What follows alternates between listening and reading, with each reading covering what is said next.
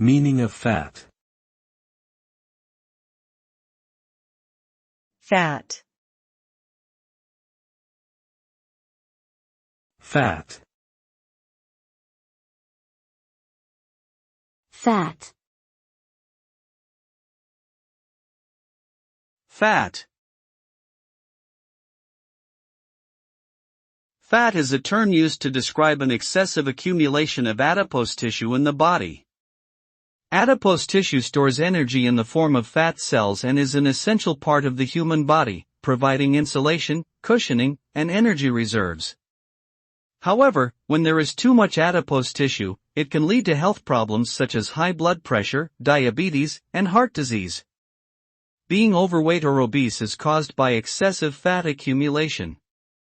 To manage weight and prevent health problems, it is important to maintain a healthy balance of fat in the body through diet and exercise.